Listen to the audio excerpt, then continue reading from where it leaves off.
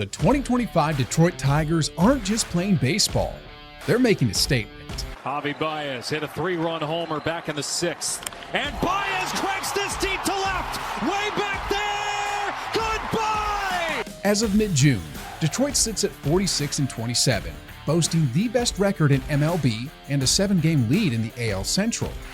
But this isn't just a hot streak. It's the result of careful planning, unexpected emergence, and performance when it matters most. How did a team in rebuild mode just a few years ago become a juggernaut out of the gate? First off, let's talk about pitching. The Tigers have built their success on a foundation of elite arms. From mid-May, their starters posted a meager 2.47 ERA across over 127 innings, the best in baseball. That's the engine that's making everything tick. Tarik Skubal remains the staff ace. With a sparkling 1.99 ERA, a 7-2 record, and 90 strikeouts through mid-June, he's been downright unhittable at times. His command, movement, and ability to dictate pace make him the linchpin of this rotation. Casey Mize returned from last year's injury looking dialed in.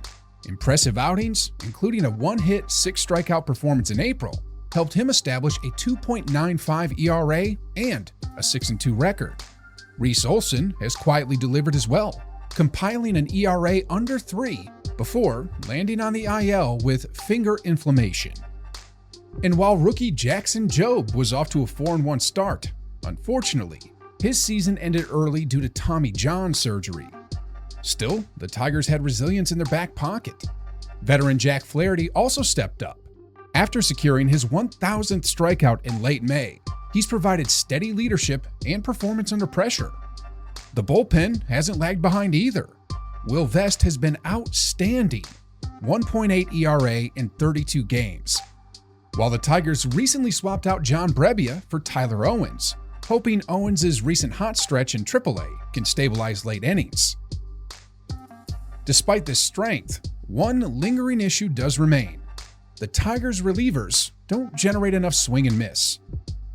Their punch-out rate ranks among the lowest in MLB, pushing the front office to explore high strikeout, high upscale arms come trade deadline time. Javi Baez hit a 3-run homer back in the 6th. And Baez cranks this deep to left. Way back there. Goodbye. If the pitching is the engine, the bats have been the fuel. Detroit is averaging roughly 5 runs per game, ranking among MLB's top 5 offenses. Back in 2024, offense came later in the lineup. In 2025, Detroit doesn't need to scrape by. They're imposing.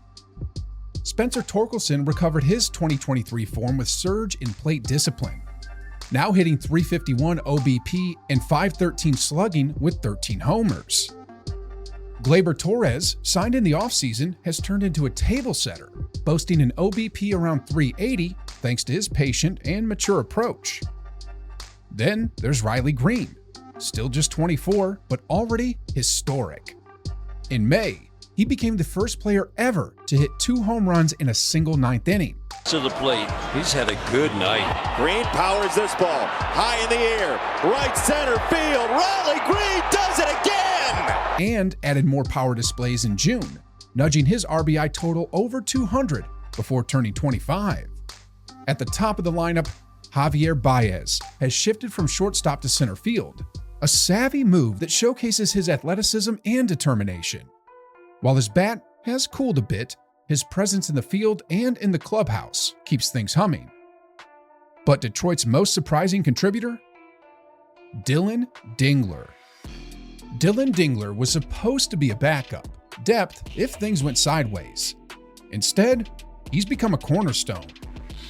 Through early June, Dingler was batting .283 with a .768 OPS, already up to 7 home runs after hitting just 1 in his career entering 2025. That pop, coupled with a .343 WOBA, has turned heads. Defensively, he's even more impressive, leading MLB catchers in blocks above average and displaying an elite arm and framing tools. Analytical reports peg Dingler as a potential 3 to 4 WAR player, with both bat and glove delivering beyond expectations. Early reports dubbed him a reason behind Detroit's dominance, anointed with praise for lifting the offense and steering the pitching staff with poise behind the plate. So, what's not to love?